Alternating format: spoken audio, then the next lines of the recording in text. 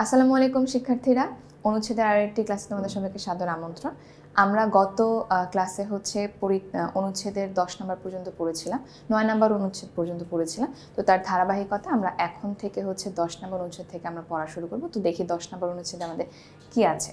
এই অনুচ্ছেদগুলো কিন্তু আমাদের বইয়ের সিরিয়াল অনুযায়ী সুন্দর করেই কিন্তু সাজানো আছে।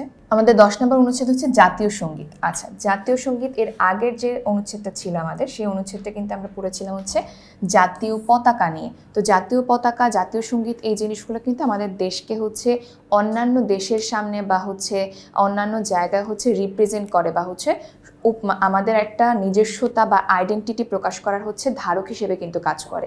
যে কোনো দেশে গেলে তুমি দেখবা হয়তো কোনো ধরনের কোনো আলাপ আলোচনা প্রধানমন্ত্রী অথবা কোনো ধরনের খেলার যদি আয়োজন করা হয়ে থাকে, অথবা যে কোনো জায়গায় এক দেশ থেকে আরেক দেশে ভ্রমণের ক্ষেত্রে বা বলো এক জায়গা থেকে এক দেশের আরেক দেশের মধ্যে আন্তঃসম্পর্ক বজায় রাখার ক্ষেত্রে যে কোনো জায়গায় দেখবে আমার প্রতীক হিসেবে কিন্তু কাজ করে পতাকা এবং আরো তার সাথে সাথে জাতীয় সঙ্গীত। তো প্রতিটা অনুষ্ঠানের শুরুতেই কিন্তু আমরা আমাদের দেশকে শ্রদ্ধা ভরে স্মরণ করার জন্য এবং দেশকে সবার সামনে সুন্দরভাবে উপস্থাপন করার জন্য কিন্তু জাতীয় সঙ্গীত উপস্থাপন করি, জাতীয় সঙ্গীত গেয়ে থাকি এবং তার সাথে কিন্তু আমরা আমাদের জাতীয় পতাকা উত্তোলন করে থাকি। তো এখানে আমরা দেখি অনুচ্ছেদে আমাদের কী কী দেওয়া আছে। জাতীয় সঙ্গীত হলো একটি দেশের রাষ্ট্রীয়ভাবে স্বীকৃত সঙ্গীত, অর্থাৎ রাষ্ট্রীয়ভাবে স্বীকৃতি প্রদান করা হয়েছে এরকম একটা সঙ্গীত, যে সঙ্গীতের মাধ্যমে দেশের সামনে তুমি তোমার দেশকে, যে কোনো দেশের সামনে মানে পৃথিবীর যে কোনো দেশের সামনে তুমি তোমার দেশকে উপস্থাপন করতে পারবে, সুন্দর করে প্রেজেন্ট করতে পারবে। এটি একটি জাতির ইতিহাস, ঐতিহ্য, সংগ্রাম এবং গৌরবের প্রতিফলন ঘটায়। অর্থাৎ একটা জাতীয় সঙ্গীতের মাধ্যমে কিন্তু একটি দেশের গৌরবময় ঐতিহ্য এবং ইতিহাস কিন্তু ফুটে ওঠে, যে একটা দেশের আসলে মূল পটভূমিটা কি, এই দেশটি গঠনের ক্ষেত্রে এবং দেশের বিভিন্ন ধরনের বৈশিষ্ট্যের ক্ষেত্রে কি কি বৈশিষ্ট্য আমাদের একটি দেশকে অন্যান্য দেশের থেকে আলাদা করে তৈরি করবে, সেই আইডেন্টিটি কিন্তু আমরা এই জাতীয় সঙ্গীত থেকে পেয়ে থাকি। একটি দেশের নিজস্ব একটি জাতীয় সঙ্গীত আছে যা দেশের মানুষের মধ্যে দেশপ্রেম ও ঐক্যবোধ জাগিয়ে তোলে। তার মানে প্রতিটি দেশের কিন্তু আলাদা আলাদা করে জাতীয় সঙ্গীত রয়েছে। যে কোনো দেশ, পৃথিবীতে যত দেশ রয়েছে সকল দেশের নিজস্বতা স্বরূপ একটা করে জাতীয় সঙ্গীত রয়েছে, যে জাতীয় সঙ্গীতকে ওই দেশের প্রতিটি নাগরিক শ্রদ্ধা ভরে স্মরণ করে। রাষ্ট্রের গুরুত্বপূর্ণ কর্মসূচির সূচনায় বা জাতীয় দিবসসমূহের পালনের সময় বিভিন্ন সরকারি অনুষ্ঠানে জাতীয় সঙ্গীত পরিবেশন করা হয়। অর্থাৎ কি বলছে, যে রাষ্ট্রের গুরুত্বপূর্ণ কর্মসূচিতে, রাষ্ট্রীয় যে কোনো ধরনের কাজ, সেটা এক দেশের সাথে অন্য দেশের আন্তঃসম্পর্ক হতে পারে বা রাষ্ট্রের অভ্যন্তরীণ যে কোনো ধরনের অনুষ্ঠান হতে পারে, অথবা অন্য কোনো দেশ থেকে যদি কোনো ধরনের গণ্যমান্য ব্যক্তিগণ আমাদের দেশে আসেন, সেক্ষেত্রে আমাদের দেশকে তাদের সামনে সুন্দরভাবে উপস্থাপন করার ক্ষেত্রে কিন্তু রাষ্ট্রীয় সঙ্গীতের মাধ্যমে একটা অনুষ্ঠানের সূচনা হয়ে থাকে। শিক্ষা প্রতিষ্ঠানগুলোতে প্রতিদিন জাতীয় সঙ্গীতের উত্তোলনের পাশাপাশি জাতীয় পতাকা উত্তোলনের পাশাপাশি জাতীয় সঙ্গীত পরিবেশনের সময় সমবেত সকলকে উঠে দাঁড়াতে হয়। অর্থাৎ প্রতিটা শিক্ষা প্রতিষ্ঠানে কিন্তু একদম শুরুতেই মানে ক্লাসের শুরুতেই কিন্তু প্রতিদিন জাতীয় সঙ্গীত উপস্থাপন করাটা একদম ম্যান্ডেটরি বা একদম বাধ্যতামূলক বলা চলে, যেটা আমরা পিটি বা আমরা সমাবেশ বলে থাকি আর কি। তো সেই সমাবেশের মধ্যে দেখা যায় প্রতিদিন সকালবেলা এই ছাত্রছাত্রীদের একসাথে মাঠে সমবেত করে তাদেরকে দিয়ে জাতীয় সঙ্গীত গাওয়ানো হয়, শপথ পাঠ করানো হয়, কোরআন তেলাওয়াত করা হয়। তো দিনের শুরুটা যাতে একদম সুন্দর করে আমাদের দেশকে শ্রদ্ধা করে স্মরণ করে এবং সুন্দরভাবে আমার সারাদিনের যে চাওয়াগুলো রয়েছে বা নিজের জীবনকে আমি যেভাবে সুন্দর করে সাজাতে চাই সেই অনুযায়ী শপথ পাঠ করা এবং ধর্মীয় বিভিন্ন যেই ধর্মাবলম্বী রয়েছে সেই অনুযায়ী ধর্মের প্রার্থনা করা, সেই জিনিসটা দিয়ে যাতে একটা দিনের শুরু হয় সেই হিসেবে কিন্তু প্রতিদিন প্রতিটা শিক্ষা প্রতিষ্ঠানের সমাবেশের আয়োজন করা হয়ে থাকে। একসাথে জাতীয় সঙ্গীত গাওয়া হয়, সবাই একসাথে জাতীয় সঙ্গীত সমুচ্চারে গাওয়াটাও কিন্তু অনেক সুন্দর একটা অনুভূতির ব্যাপার। বাংলাদেশের জাতীয় সঙ্গীত হলো আমার সোনার বাংলা, আমি তোমায় ভালোবাসি। তো এই লাইনের মাধ্যমে একদম প্রথম লাইনটি কিন্তু আমাদের দেশকে কিভাবে মানে শ্রদ্ধা ভরে স্মরণ করার যে ব্যাপারটা, সেটা কিন্তু একদম প্রথম লাইনের মধ্যে আমাদের সুস্পষ্ট, যে আমাদের যে বাংলাদেশ রয়েছে সোনার বাংলা, তাকে আমরা অনেক বেশি ভালোবাসি। এটি বিশ্বকবি রবীন্দ্রনাথ ঠাকুরের বাউল গানের সুরে রচিত একটি কালজয়ী গান। এটি রচয়িতা কিন্তু বিশ্বকবি রবীন্দ্রনাথ ঠাকুর এবং এই গানটির সুর বা এই গানটা তৈরি হয়েছে বাউল গানের সুরের আলোকে। বাংলাদেশের স্বাধীনতা লাভের 1972 সালের 13ই জানুয়ারি আমার সোনার বাংলার প্রথম 10টি লাইন বাংলাদেশের জাতীয় সঙ্গীত হিসেবে সরকারিভাবে গ্রহণ করা হয়। অর্থাৎ আমাদের দেশ স্বাধীন হওয়ার পরে 1971 সালের 16 ডিসেম্বর পরবর্তীতে যে 72 সালের 13ই জানুয়ারি তখন পর্যন্ত কিন্তু জাতীয় সঙ্গীত কোনো নির্দিষ্ট সুনির্দিষ্ট হিসেবে রাষ্ট্রীয়ভাবে স্বীকৃত ছিল না, কিন্তু তখনই কিন্তু জাতীয় সঙ্গীত হিসেবে আমার সোনার বাংলায় কিন্তু গাওয়া হতো। এবং 1972 সালের 13ই জানুয়ারি বাংলাদেশের সরকারিভাবে স্বীকৃতি প্রদান করা হয় এই গানটিকে।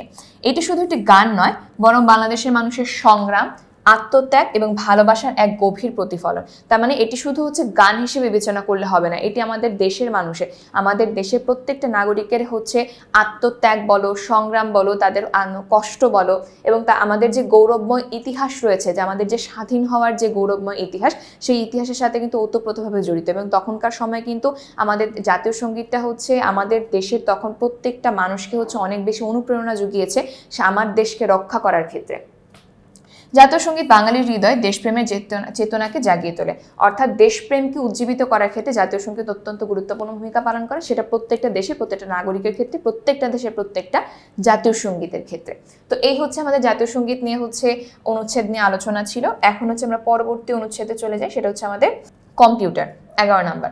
আচ্ছা, কম্পিউটার একটি অত্যাধুনিক ইলেকট্রনিক বক্স যা তথ্য প্রক্রিয়াকরণ, সংরক্ষণ, বিশ্লেষণ এবং ব্যবস্থাপনার কাজে ব্যবহার করা হয়ে থাকে। আচ্ছা দেখে, কম্পিউটার হলো একটা অত্যাধুনিক ইলেকট্রনিক যন্ত্র। বর্তমান সময়ে এসে মোবাইল ফোন, কম্পিউটার বা বিভিন্ন ধরনের এই ডিজিটাল জিনিসপত্রগুলো ছাড়া কিন্তু আমাদের কোনো দিন বা একদিনের একটা মুহূর্ত আসলে কল্পনা করা কঠিন হয়ে পড়েছে। আমাদের বর্তমান সময়, আমাদের যুগটা বা আমাদের সময়টাই আসলে এমন যে আমাদের ঘুম থেকে উঠে একদম ঘুমোতে যাওয়া পর্যন্ত প্রতিটা জিনিসের সাথে বিজ্ঞান একদম ওতপ্রোতভাবে সম্পর্কিত, এবং তার সাথে কম্পিউটার অত্যন্ত গুরুত্বপূর্ণ ভূমিকা পালন করে, যে বর্তমান সময়ের যে কোনো কাজই কম্পিউটারের উপর নির্ভরশীল।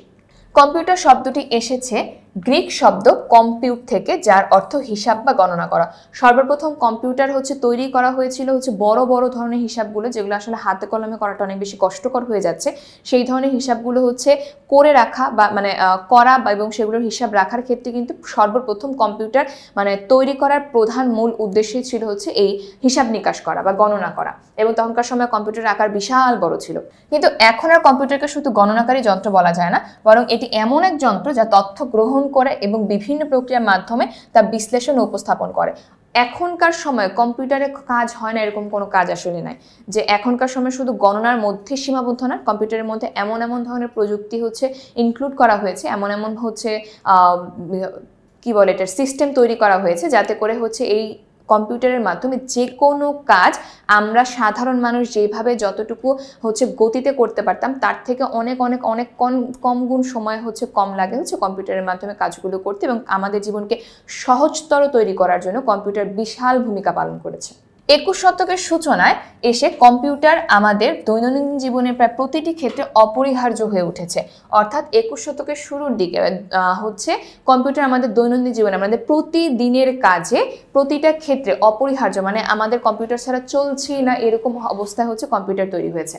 আচ্ছা, আধুনিক জীবনে কম্পিউটার ছাড়া এক মুহূর্ত কল্পনা করা কঠিন। একদম শুরুতে যেটা বললাম, যে এখনকার সময়ে এসে যে কোনো কাজ কম্পিউটারের উপর এতটাই নির্ভরশীল যে কম্পিউটার ছাড়া কোনো কাজ আসলে সুষ্ঠুভাবে এই মুহূর্তে করা আমাদের পক্ষে সম্ভব না। সবকিছু এরকম ডিজিটালাইজডভাবেই তৈরি হয়েছে। কম্পিউটার বর্তমানে শিক্ষা, বিজ্ঞান, চিকিৎসা, ব্যবসা এবং বিনোদন সহ প্রায় প্রতিটি ক্ষেত্রেই ব্যবহৃত হচ্ছে। তার এমন কোনো সেক্টর নাই, এমন কোনো জায়গা নাই, এমন কোনো বিষয় নাই, এমন কোনো জিনিস নেই যেখানে কম্পিউটার কাজে লাগছে না। প্রতিটা ক্ষেত্রে, প্রতিটা জায়গায়, প্রতিটা বিষয়ের ক্ষেত্রে কম্পিউটার সাহায্য করছে আমাদেরকে, আমাদের কাজকে সহজ করে দেওয়ার জন্য।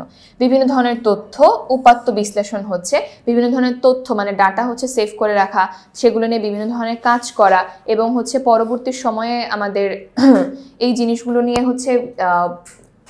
এর উপর ভিত্তি করে, এই তথ্য বা উপাত্তের উপর ভিত্তি করে পরবর্তীতে এই সম্পর্কিত কোনো ধরনের স্টেপ নেওয়া বা এই সম্পর্কিত আরো ভালো কোনো কিছু করা যায় কিনা সেই বিষয়ে গবেষণা করা, সকল কিছুই কিন্তু কম্পিউটারের উপর নির্ভরশীল। বিভিন্ন ধরনের তথ্যোপাত্য বিশ্লেষণ ও উপস্থাপনের জন্য শিক্ষক ও গবেষককে কম্পিউটারের সাহায্য নিতে হয়। অর্থাৎ বিভিন্ন ধরনের তথ্য বর্তমান সময়ে আমরা দেখা যায় যে বিভিন্ন ধরনের তথ্য হচ্ছে উপস্থাপন করার ক্ষেত্রে তো বটে অবশ্যই, তাছাড়াও হচ্ছে বিভিন্ন তথ্য জানার ক্ষেত্রে আমাদের কিন্তু কম্পিউটার এবং নেট মানে তার সাথে অবশ্যই নেটের কানেকশন রয়েছে, অনেক বেশি গুরুত্বপূর্ণ ভূমিকা পালন করে থাকে। এবং হচ্ছে এই কম্পিউটারের মাধ্যমেই কিন্তু এখনকার সময়ে কোনো বিষয় নিয়ে গবেষণা করা, কোনো বিষয় সম্পর্কে জ্ঞান আহরণ করা অথবা যে কোনো নতুন বিষয় শেখার ক্ষেত্রেও কিন্তু কম্পিউটারের মানে তুলনা নেই, অতুলনীয়। হার্ডওয়্যার ও সফটওয়্যার কম্পিউটারের প্রধান দুটি অংশ। কম্পিউটারের বাহ্যিক যন্ত্রাংশকে হার্ডওয়্যার বলে। Monitor, keyboard, mouse, RAM, motherboard ইত্যাদি হার্ডওয়্যারের মধ্যে থাকে। অন্যদিকে সফটওয়্যার হলো সেই প্রোগ্রাম যা হার্ডওয়্যারকে সচল রাখে এবং কাজকে উপযোগী করে তৈরি করে, মানে একটা পরিপূরক হিসেবে কাজ করে। তোমাকে ছাড়া আমাকে চলতেছে না, আমাকে ছাড়া তোমাকে চলতেছে না, এরকম একটা অবস্থা তাদের দুজনের। ইন্টারনেটের মাধ্যমে কম্পিউটার বিশ্বকে মানুষের হাতের মুঠোয় নিয়ে এসেছে। মানে ইন্টারনেট হচ্ছে এমন একটা মাধ্যম যে মাধ্যমে হচ্ছে তুমি তোমার কম্পিউটারকে যে কোনোভাবে যে কোনো মানে ওয়েতেই হচ্ছে কাজে লাগাতে পারবে। এখন সেটা তোমার উপর নির্ভর করছে যে তুমি কি ভালো কোনো কাজে লাগাচ্ছ না খারাপ কোনো কাজে লাগাচ্ছ, যা তথ্য প্রযুক্তির বিপ্লব ঘটিয়েছে। এছাড়াও আমাদের প্রতিটি কাজকে দ্রুত, নির্ভুল এবং কার্যকর করে তুলেছে। অর্থাৎ আমাদের যে কোনো কাজকে হচ্ছে একদম সুন্দর করে নির্ভুলভাবে উপস্থাপনা করার ক্ষেত্রে সময়কে অনেক বেশি কম মানে হচ্ছে আমাদের হাতের মুঠোয় নিয়ে এসেছে এবং হচ্ছে আরও বেশি কার্যকর করে তুলেছে হচ্ছে আমাদের এই কম্পিউটার। আচ্ছা, এই হচ্ছে আমাদের কম্পিউটার নিয়ে হচ্ছে অনুচ্ছেদ। কম্পিউটার নিয়ে আসলে অনুচ্ছেদ না লিখে যদি আমরা লিখি, কি বলে, রচনাও লিখি, তারপর আসলে কম্পিউটারের গুণাগুণ বা কম্পিউটারের কার্যক্রম বলে আসলে শেষ করা যাবে না। তো অনেক তথ্য দেওয়া যায় কম্পিউটারে, এটার হচ্ছে কম্পিউটারের তথ্য অ্যাড করার ক্ষেত্রে কোনো ধরনের কার্পণ্য করা যাবে না।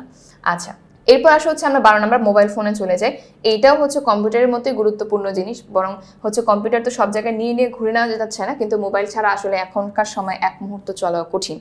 আচ্ছা, মোবাইল ফোন বর্তমান সময়ে আমাদের জীবনের একটি অবিচ্ছেদ্য অংশ, মানে বিচ্ছিন্ন করা যায় না এমন। এখনকার বর্তমান সময়ে এসে মোবাইল ফোন ছাড়া কোনো কাজ করা অকল্পনীয়, সেটা আমাদের জীবনের একটা অংশ হয়ে গিয়েছে। মানে আমাদের হচ্ছে মানবদেহের যত রকমের অর্গান রয়েছে, যতগুলো হচ্ছে অঙ্গ প্রত্যঙ্গ রয়েছে, তার একটা অংশ হিসেবে আমরা হচ্ছে মোবাইল ফোনকে ধরতে পারি, যেটা ছাড়া আমরা একদম অচল বর্তমান সময়ে এসে। এটা শুধু যোগাযোগের মাধ্যমে নয়, বরং বহুবিধ কাজে ব্যবহৃত একটি অত্যাধুনিক যন্ত্র। মানে এটারও হচ্ছে প্রথম মানে হচ্ছে সূচনা হয়েছিল হচ্ছে যোগাযোগ করার ক্ষেত্রে, যে তোমার সাথে আমার কমিউনিকেশন। কারণ দূর থেকে দূরান্তের মানুষ তখনকার সময়, অনেক আগেকার সময় দেখা গেছে এরকম কোনো ধরনের যোগাযোগের ব্যবস্থা না থাকার কারণে তখন যোগাযোগের একমাত্র গুরুত্বপূর্ণ মাধ্যম ছিল হচ্ছে চিঠি। তো এই চিঠি এক জায়গা থেকে আরেক জায়গায় যেতেও সময় লাগে, ওখান থেকে আবার রিপ্লাই আসতেও বহু সময় লাগে, তার মধ্যে জীবনে মানুষের অনেক ধরনের ঘটনা ঘটে যেতে পারে। তো এই যোগাযোগের ব্যবস্থাকে বেশি সহজতর করার জন্য স্বল্প সময়ে যাতে আমি মুহূর্তের মধ্যে একজন মানুষের সাথে যোগাযোগ করতে পারি, সেটা আমার প্রয়োজনে হোক বা হচ্ছে খুব ইমার্জেন্সি কোনো ধরনের সিচুয়েশনেই হোক, যে কারণেই হোক না কেন,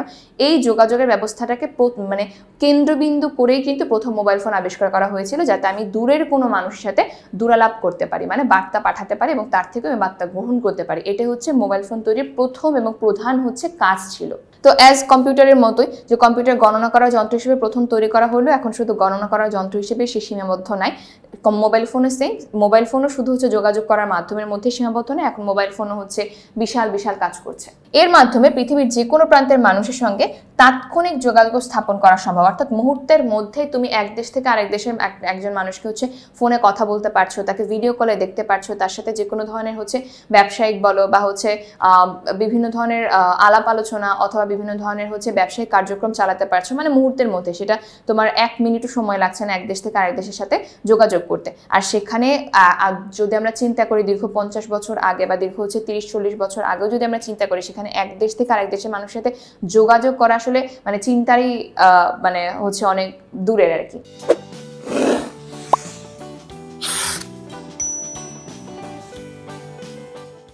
প্রথাগত ল্যান্ডফোনকে প্রতিস্থাপন করে মোবাইল ফোন আমাদের জীবনকে অনেক সহজ করে দিয়েছে। একদম শুরু হয়েছিল হচ্ছে ল্যান্ডফোন দিয়ে। দেখা যেত যারা হচ্ছে একটু ধনাঢ্য পরিবারের লোকজন ছিল, যারা হচ্ছে অন্যান্য সাধারণ বা মধ্যবিত্ত পরিবারের থেকে কিছুটা হচ্ছে অবস্থানগত দিক থেকে বা হচ্ছে তোমার ধন সম্পদের দিক থেকে কিছুটা বেশি হচ্ছে ছিল, তাদের দেখা যেত বাড়িতে একটা ল্যান্ডফোন ছিল এবং সেটাই হচ্ছে পুরো এলাকাতে, পুরো গ্রামে বা পুরো হচ্ছে জায়গাতে হচ্ছে একদম আলোড়ন সৃষ্টি করেছিল, ওই বাড়িতে অমুক জায়গার একটা হচ্ছে ফোন আছে।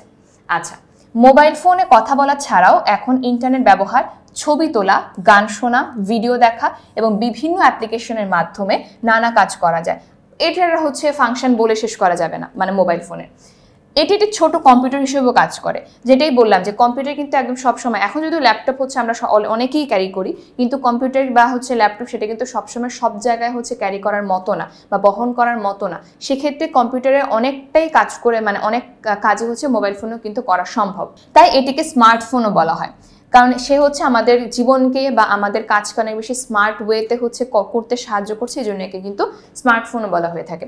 এটি তথ্য আদান প্রদান এবং বিনোদনের একটি গুরুত্বপূর্ণ মাধ্যম। একে তো তথ্য আদান প্রদানের কাজে তো তাকে লাগতেছেই, এছাড়া বিনোদনের মাধ্যম কি হবে, নেটের মাধ্যমে আমরা বিভিন্ন ধরনের হচ্ছে নাটক, সিনেমা, যে কোনো ধরনের কাজ হচ্ছে গেমস খেলা, এছাড়া অনেক ধরনের কাজের মাধ্যমে হচ্ছে বিনোদনের মাধ্যম হিসেবে মোবাইল ফোনকে ব্যবহার করতে পারছি। এছাড়া অপরাধী শনাক্ত করার কাজেও আজকাল মোবাইল ফোন গুরুত্বপূর্ণ উপকরণ হিসেবে কাজ করে। দেখা যাচ্ছে আমরা যে লোকেশন ট্র্যাক করার যে ব্যাপারটা, আমরা অনেক সময় অনেক নাটক মুভিতে দেখি যে কোনো ধরনের অপরাধীকে তাদের হচ্ছে লোকেশনটা জানার জন্য বা তাকে ধরার জন্য কিন্তু লোকেশন ট্র্যাক করার প্রয়োজন হয়, এবং তখন দেখি যে তারা হচ্ছে জিপিএস এর মাধ্যমে কিন্তু অনেক লোককেই বা হচ্ছে অনেক অপরাধীকে এরকম তারা হচ্ছে সময়ের মধ্যে বা হচ্ছে তাদের প্রয়োজন অনুসারে কিন্তু তারা ধরতে সক্ষম হয়েছে। 1993 সালে বাংলাদেশে প্রথম মোবাইল ফোন চালু হয়। 1993 সালে সর্বপ্রথম বাংলাদেশে মোবাইল ফোন চালু হয়। তার এটাও কিন্তু বলতে গেলে আমাদের খুব বেশি দেরি, মানে দূরের নয়, সে 30-35 বছর আগের কথা আর কি। প্রায় 30 বছরের মধ্যে মোবাইল ফোন ব্যবহারকারীর সংখ্যা 10 কোটি ছাড়িয়েছে। এখন এটার পরিমাণ আরও বেশি।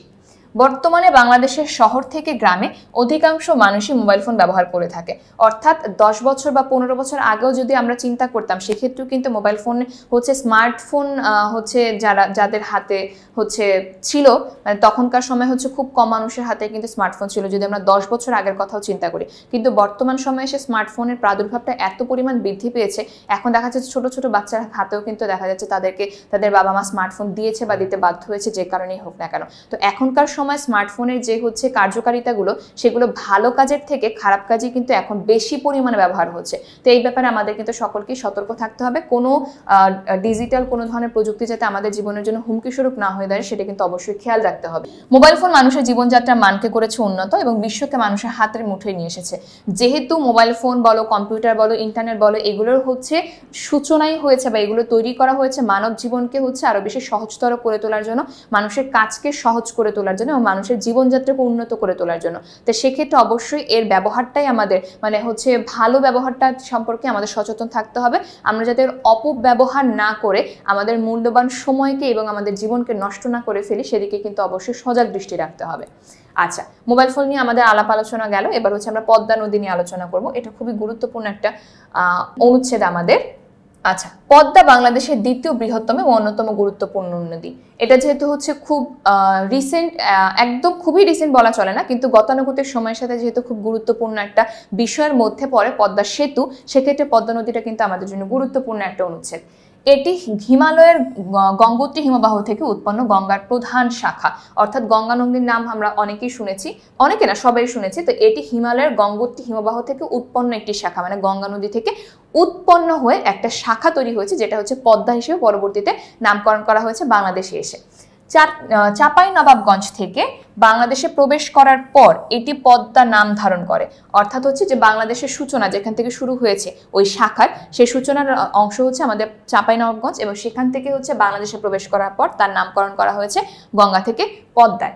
এরপর এটি বিভিন্ন জেলা যেমন রাজশাহী, পাবনা, ফরিদপুর ইত্যাদির ওপর দিয়ে প্রবাহিত হয়েছে। মানে কোন কোন জেলা হচ্ছে তারা প্রবাহিত হয়েছে সেই খারের কথা বলা হয়েছে। গোয়ালন্দ ঘাটের কাছে এটি যমুনা নদীর সাথে মিলিত হয় এবং তাদের মিলিত স্রোত পদ্মা নামে প্রবাহিত হয়ে থাকে। আচ্ছা, যেহেতু আমরা জানি যে প্রত্যেকটা নদী কিন্তু একটা একটার সাথে কানেক্টেড, একটা শাখা প্রশাখার সাথে আরেকটা সংযুক্ত হয়, তাদের মধ্যে যে হচ্ছে মিলনস্থল বা হচ্ছে আমাদের কি বলে এটা স্রোতের যে মিল, সেটার মাধ্যমে পরবর্তী দেখা যায় এক জায়গা থেকে আরেক জায়গায় ট্রান্সফার হওয়ার ক্ষেত্রে তখন আমরা নাম পরিবর্তন করে হয়তো অন্য নদীর নাম দিই। আর আমাদের দেশের নাম কিন্তু নদীমাতৃক দেশ, যদিও এখন নদীমাতৃক নাম যেই হিসেবে আমাদের দেশকে দেওয়া হয়েছিল সেই তুলনায় কিন্তু নদীর সংখ্যা এখন প্রায় হচ্ছে 60% নাই বললেই চলে, তারপরেও কিন্তু সেই নাম কিন্তু আমাদের রয়েই গেছে। তো যেটা বলা হচ্ছিল আর কি, যে এর পরবর্তীতে যদিও গোয়ালন্দ ঘাটের কাছে এসে যমুনা নদীর সাথে সে মিলিত হয়ে গিয়েছে, কিন্তু তারপরেও তাদের মিলনের পরের যে স্রোত ধারা, সেই ধারাও কিন্তু তোমার পদ্মা নদী হিসেবেই প্রবাহিত হয়ে থাকে। এবং চাঁদপুরে মেঘনা নদীর সাথে মিলিত হয়ে বঙ্গোপসাগরে পতিত হয়েছে। একদম লাস্ট ডেস্টিনেশন হচ্ছে বঙ্গোপসাগর। যে কোনো নদী তুমি বলো এসে কিন্তু সবার লাস্ট হিসেবে, লাস্ট গন্তব্য হিসেবে সে হচ্ছে বঙ্গোপসাগরে এসে মিলিত হয় এবং চাঁদপুরের মেঘনা নদীর সাথে এসে মিলিত হয়। আচ্ছা, পদ্মা নদীর সর্বোচ্চ গভীরতা ১৫০০ ফুটের বেশি এবং গড় গভীরতা প্রায় ১০০০ ফুট। তার মানে হচ্ছে এখানে তার হচ্ছে গড় গভীরতা এবং হচ্ছে সর্বোচ্চ গভীরতার একটা মেজারমেন্ট হিসেবে আমাদের এখানে এই সংখ্যাগুলো দেওয়া হয়েছে। এরপর আসা হচ্ছে পদ্মা নদীর প্রধান উপনদীগুলো হলো মহানন্দা, পুনর্ভবা এবং আত্রাই। এই তিনটা খুবই গুরুত্বপূর্ণ। এটা আমাদের জেনারেল নলেজ হিসেবেও কিন্তু খুবই গুরুত্বপূর্ণ যে তার উপনদী তিনটার নাম কি, মহানন্দা, পুনর্ভবা ও হচ্ছে আত্রাই নদী। ঠিক আছে। আচ্ছা, এরপরে আসো হচ্ছে এই নদীগুলো হচ্ছে তার শাখা প্রশাখা হিসেবে মানে হচ্ছে প্রবাহিত হয়েছে। পদ্মা তো বিশাল নদী, তার হচ্ছে শাখা প্রশাখা হিসেবে উপনদী মানে হচ্ছে নদীরও শাখা, সেই হিসেবে এই তিনটার নাম দেওয়া হচ্ছে মহানন্দা, পুনর্ভবা এবং আত্রাই।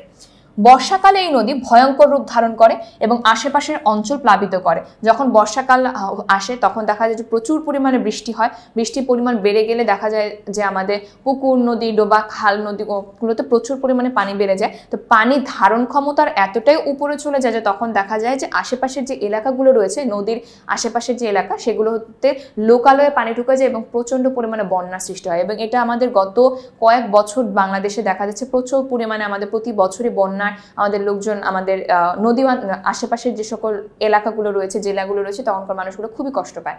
মালদহ জেলার ফারাক্কাবাদের পদ্মা নদীর সূচনায় একটি বাঁধ দিয়ে ভারত সরকার পদ্মা নদীর পানিকে নিয়ন্ত্রণ করে। অর্থাৎ পদ্মা নদীর পানি মানে যে কোনো নদীকে হচ্ছে বাঁধ দিয়ে তার পানির নিয়ন্ত্রণের একটা ব্যবস্থা রয়েছে। তো ফারাক্কা বাঁধ হচ্ছে আমাদের পদ্মা নদীর সূচনায় তৈরি, যেখানে হচ্ছে বাঁধ দিয়ে ভারত হচ্ছে পদ্মা নদীর পানিকে নিয়ন্ত্রণ করে। ওই বর্ষাকালে যখন পানির পরিমাণ বেড়ে যায় তখন ওই ফারাক্কা বাঁধটা তারা খুলে দেওয়ার কারণে পানিতে দেখা যায় যে প্রচুর পরিমাণ আসা শুরু করে, এতে হচ্ছে আমাদের আশেপাশের যে এলাকাগুলো একদম শেষ।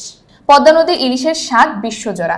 আচ্ছা, পদ্মা নদীর ইলিশের স্বাদ বিশ্বজোড়া। এখানে ওই যে কি বলে, এখানে চাঁদপুরের ইলিশ খুবই বিখ্যাত, বা পদ্মা নদীর ইলিশ যেটা বলা হয়। যেহেতু পদ্মা নদী হচ্ছে অনেকগুলো নদীর মিলনস্থল বা সংমিশ্রণে হচ্ছে অনেক জায়গার অনেকগুলো প্রবাহের পানি বা অনেকগুলো নদীর প্রবাহের পানি যেহেতু একসাথে মিলিত হয়েছে, এই কারণে কিন্তু বলা হয় যে পদ্মা নদীর ইলিশের স্বাদ অন্যান্য যে কোনো ইলিশের স্বাদের মানে অন্যান্য যে কোনো জায়গার ইলিশের স্বাদের তুলনায় হচ্ছে বা অতুলনীয়। এবং এর চাহিদা ভারতে প্রচুর, বাংলাদেশে তো আমাদের নিজস্ব সম্পত্তি। আচ্ছা, পদ্মা নদী দেশের অর্থনীতি, যোগাযোগ ব্যবস্থা এবং মানুষের জীবনযাত্রায় একটি বিশাল প্রভাব ফেলে। এটা তুমি অর্থনীতির দিক থেকে বলো, যোগাযোগ ব্যবস্থার দিক থেকে বলো। বর্তমান সময় তো যোগাযোগ ব্যবস্থার দিক থেকে পদ্মা সেতু সেটা তো বিশাল একটা মাইলফলক সৃষ্টি করেছে। তো সেক্ষেত্রে তোমার অর্থনৈতিক মানে প্রতিটা জিনিস কিন্তু একটা একটার সাথে কানেক্টেড। তোমার যোগাযোগ ব্যবস্থা উন্নত হওয়ার কারণে কিন্তু সেক্ষেত্রে আমাদের অর্থনৈতিক দিক থেকে অনেক বিশাল একটা গুরুত্বপূর্ণ ভূমিকা পালন করছে। তো অর্থনৈতিক দিক থেকে হচ্ছে সুবিধা হওয়া মানে হচ্ছে আমাদের যোগাযোগ ব্যবস্থার উন্নতি। যোগাযোগ ব্যবস্থা যত বেশি উন্নতি হবে, অর্থনৈতিক দিক থেকে আমরা তত বেশি স্বাবলম্বী হতে পারবো, আরো বেশি দেশকে উন্নত করতে পারবো। এই হচ্ছে আমাদের পদ্মা নদী নিয়ে আলোচনা। 13 নম্বর অনুচ্ছেদ গেল আমাদের। এবার আসা হচ্ছে লাস্ট ওয়ান, আমাদের জন্মদিনের সন্ধ্যা। আচ্ছা, এইটা সাধারণত পরীক্ষার মধ্যে খুব একটা গুরুত্বপূর্ণ আমাদের জন্য নয়, কারণ জন্মদিনের সন্ধ্যা হচ্ছে একটা যে কোনো মানুষের জীবনে জন্মদিন একটা স্পেশাল ডে বা হচ্ছে তোমার হচ্ছে একটা গুরুত্বপূর্ণ দিন বা হচ্ছে একটা স্মরণীয় দিন হিসেবে মানুষ প্রতি বছরই মানুষ জন্মদিনকে মনে রাখার চেষ্টা করে বা পালন করার চেষ্টা করে। তো সেই দিনটাকে সাধারণত মানুষ কীভাবে উদযাপন করে থাকে, মানুষের জন্মদিনটা জীবনে কতটুকু প্রভাব ফেলছে, কিভাবে সে হচ্ছে জিনিসটাকে এনজয় করছে বা উপভোগ করছে, সেটা নিয়ে একটা ছোটোখাটো আলাপ আলোচনা হচ্ছে আমাদের জন্মদিনের সন্ধ্যা। পঞ্জিকা অনুযায়ী, পঞ্জিকা হচ্ছে আমাদের ক্যালেন্ডার, ঠিক আছে। ক্যালেন্ডার নামের সাথে খুবই পরিচিত আমরা। পঞ্জিকা সাধারণত ঠাস করে কেউ যদি জিজ্ঞেস করে ক্যালেন্ডার শব্দের বাংলা শব্দ কি, অধিকাংশ মানুষই কিন্তু পারবে না। আচ্ছা, পঞ্জিকা অনুযায়ী মানুষের জন্মগ্রহণের দিনই হচ্ছে জন্মদিন, অর্থাৎ যেই দিনে জন্মগ্রহণ করেছে সেই দিনই হচ্ছে তার জীবনের জন্মদিন হিসেবে পরিচিত। এই দিনটি প্রত্যেক মানুষের কাছেই প্রিয়। সাধারণত জন্মবার্ষিকীতে উৎসবের মাধ্যমে জন্মদিন পালন করা হয়ে থাকে, অর্থাৎ উৎসবের মাধ্যমে, সেটা এক একজনের পার্সপেক্টিভ থেকে বা এক একজনের দিক থেকে জন্মদিন পালন করার নিয়ম বা জন্মদিন পালন করার হচ্ছে ওয়েটা বা হচ্ছে তোমার ধরনটা হচ্ছে এক একজনের ক্ষেত্রে এক এক রকম। কেউ হয়তো অনেক জাঁকজমকপূর্ণভাবে জন্মদিন পালন করতে হচ্ছে খুবই পছন্দ করে, কেউ হয়তো খুবই সাদামাটাভাবে, অথবা কেউ হয়তো জন্মদিন পালন করতেই পছন্দ করে না। সেগুলো এক একজনের কাছে অনুভূতিগুলো এক এক রকমভাবে প্রকাশ পায়। এই দিনের সন্ধ্যায় তাকে চমকে দেওয়ার জন্য যখন প্রিয়জনেরা মিলে আয়োজন করে জন্মদিনের অনুষ্ঠান, তখন সেটি হয় একজন মানুষের সব থেকে আনন্দের দিন। অর্থাৎ ওই স্পেশাল দিনটিতে বা ওই হচ্ছে তার জীবনের একটি স্মরণীয় দিনটিকে আরও বেশি স্মরণীয় করে রাখার জন্য তার আপনজন যারা রয়েছে, তার কাছের মানুষ যারা রয়েছে, তাকে এই যে এসে যে একটা সারপ্রাইজ দিবে বা তাকে এসে যে হচ্ছে অবাক করে দেওয়ার যে ব্যাপারটা, বিভিন্ন ধরনের গিফট এনে, উপহার এনে অথবা কেক এনে, এই যেই ব্যাপারটা, সেটাই কিন্তু হচ্ছে তোমার এখানে ওই মানুষটির জন্য যার জন্মদিন পালন করা হচ্ছে তার জন্য খুবই স্মরণীয় একটা মুহূর্ত হিসেবে মানে হয়ে থাকে পুরো গোটা বছরটা জুড়ে। ঠিক আছে, এই আয়োজনের বন্ধু-বান্ধব, প্রতিবেশী এবং আত্মীয়দের আমন্ত্রণ করা হয়। আমন্ত্রিতরা হাজির হয়ে একে একে শুভেচ্ছা জানায় এবং স্মারক হিসেবে কিছু না কিছু উপহার দেয়। অর্থাৎ আশেপাশে তার যারা পরিচিত লোকজন রয়েছে, তার নিকট আত্মীয় থেকে শুরু করে, তার বন্ধু-বান্ধব থেকে শুরু করে, তার পরিবারের লোকজন থেকে শুরু করে সবাই তাকে হচ্ছে এই সারাটা বছর, এই জন্মদিনের দিনের মতোই যাতে তার সারাটা বছর কাটে, এরকম সুন্দর মুহূর্তের যাতে প্রতিটা দিন সে উপভোগ করতে পারে, সেই শুভেচ্ছা জানায়। এবং তার স্মারক হিসেবে, স্মারক মানে কি, একটা স্মৃতি হিসেবে, যে আমি যে তোমার ওই দিন ওই হচ্ছে অনুষ্ঠানটাতে বা ওই মুহূর্তে তোমার সাথে ছিলাম, তার একটা স্মৃতিস্বরূপ তাকে হচ্ছে একটা উপহার দেওয়া হয়, যে তাতে করে সে এই জিনিসটা সারা জীবন তার কাছে রাখে এবং এই জিনিসটা দেখলে যেটা মানে তাকে যাতে তার কথা স্মরণ করিয়ে দেয় যে এই কলমটা বা হচ্ছে এই ফুলদানিটা বা এই হচ্ছে জামাটা আমাকে হচ্ছে আমার বন্ধু দিয়েছিল, আমার বান্ধবী দিয়েছিল, আমার মা দিয়েছিল, আমার হচ্ছে কাজিন দিয়েছিল, তা যাতে তার সবসময় মনে থাকে, স্মৃতি হিসেবে কোনো কিছু একটা রেখে দেওয়া। জন্মদিনের এই উপহারগুলো মানুষের মনকে আরো বেশি পুলকিত করে। যে কেউ গিফট পেতে অনেক বেশি পছন্দ করবে, এটাই স্বাভাবিক। জন্মদিনে কেক কাটার সময় সকলে জন্মদিনের গান গায় আর আনন্দে হাততালিতে ভরে ওঠে ঘর। রাতের খাবারের আয়োজনও করা হয়ে থাকে। তবে জন্মদিনের আনন্দ শুধু এইসব আয়োজনের মধ্যে সীমাবদ্ধ থাকে না, বরং এই দিনটা আমাদের মনে করিয়ে দেয় যে আমাদের জীবন থেকে আরো একটি বছর পার হয়ে গেল। আসলে জন্মদিন সাধারণত এই জিনিসটা খুবই কমই আমরা হচ্ছে মনে রাখি, যে আমাদের জীবন থেকে আরো একটি বছর যে চলে গেল এবং আমরা হচ্ছে ধীরে ধীরে বছরের মানে বছর বলছি, আমরা ধীরে ধীরে আমাদের জীবনের এমন একটা পর্যায়ে হচ্ছে আস্তে আস্তে আগাচ্ছে যেখানে লাস্ট মুহূর্ত বা লাস্ট হচ্ছে এটার গন্তব্যস্থল হচ্ছে আমাদের মৃত্যু আর কি। সেটা আসলে এইভাবে সাধারণত চিন্তা করা হয়ে থাকে না, আমাদের চিন্তা করা হয়ে থাকে নতুন বছর যে আমরা আসছে, আমার জীবনে হচ্ছে জন্মদিনের মানে আজকের এই বছরের জন্মদিন থেকে পরবর্তী বছরের জন্মদিন পর্যন্ত এই যে একটা বছর, সেই একটা বছর তাকে খুব সুন্দর করে কাটাতে পারি। সাধারণত এই চিন্তাধারা করেই কিন্তু আমাদের ওই দিনটাকে আমরা এইভাবে সেলিব্রেট করে থাকি, যে সামনের বছরটা যাতে আমরা খুব সুন্দর করে কাটাতে পারি। আমাদের জীবন থেকে একটা বছর চলে গেল, আমাদের হচ্ছে আমাদের যে হচ্ছে টোটাল জীবনের যে হচ্ছে সংক্ষিপ্ত সময়, সেই সংক্ষিপ্ত সময়ের কিছুটা সময় যে আমাদের জীবন থেকে কমে গেল, সেটা আসলে ওইভাবে সাধারণত চিন্তা করা হয়ে থাকে না।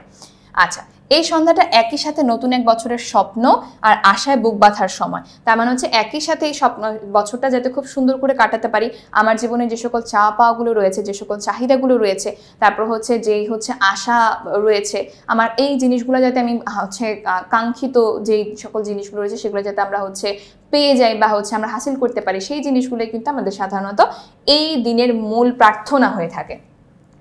সবার এমন চমৎকার আয়োজন করার সামর্থ্য না থাকলেও ভালোবাসায় মানুষদের সান্নিধ্যই জন্মদিনের সন্ধ্যাকে সুন্দর করে। সবার সামর্থ্য তো আর একরকম না, তাই না? অনেক সময় দেখা যায় যে আমাদের দেশের বিভিন্ন হচ্ছে গণ্যমান্য ব্যক্তিবর্গ একদম জাঁকজমক করে মহাসমারোহে হচ্ছে জন্মদিন পালন করে থাকে। শুধু জন্মদিনের দিনই জন্মদিন পালন করে না, দেখা যায় এক সপ্তাহ ধরে তারা অনুষ্ঠান করছে। এটা হচ্ছে যার যার সামর্থ্যের উপর ভিত্তি করছে। আবার দেখা যাচ্ছে একটা ছোট একটা শিশু, সে হয়তো খুবই গরিব ঘর থেকে এসেছে, তো তার হয়তো ওই দিন হচ্ছে একটা চকলেট কিনে খাবে বা তাকে কেউ একটা চকলেট কিনে দেবে, সেই সামর্থ্য হয়তো তার বাবা মার হয় না। তো আমাদের দেশের যে অবস্থা আর কি, যারা পাচ্ছে আর যারা পাচ্ছে না তারা হয়তো একেবারেই বঞ্চিত সকল কিছু থেকে। তো আমাদের উচিত সকলেরই যে আমাদের এই দিনটিকে যেহেতু আমাদের নিজেদের কাছেই, আমাদের প্রত্যেকের জন্মদিন যেহেতু আমাদের নিজেদের কাছে অনেক বেশি স্মরণীয়, সেই দিনটা আমাদের কাছে যেরকম স্মরণীয়, সেইভাবে যাতে আমরা আরও 10টা মানুষের জীবনেও তাদের জন্মদিনটা স্মরণীয় হয়ে থাকে সেই ব্যবস্থা করা, এবং নিজের কথাই শুধু চিন্তা করলে হবে না। এরকম ছোট ছোট যে সকল বাচ্চাগুলো রয়েছে যারা হয়তো কখনো ভালো কোনো জামা কাপড়, ভালো কোনো হচ্ছে খাবার দাবার হয়তো খায়নি বা হচ্ছে পড়তে পারেনি, তাদেরকেও হচ্ছে সেই সুযোগ করে দেওয়া, যাতে করে তোমার সাথে সাথে মানে তোমার জন্মদিনটা তাদের কাছে অনেক বেশি স্পেশাল হয়ে ওঠে। তো এই হচ্ছে আমাদের অনুচ্ছেদ নিয়ে আলোচনা ছিল।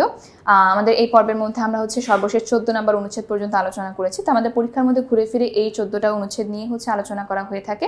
তো অনুচ্ছেদ নিয়ে আমাদের আলোচনা আজকে এই শেষ। সবাই ভালো থাকো, সুস্থ থাকো। আল্লাহ হাফেজ, আসসালামু আলাইকুম।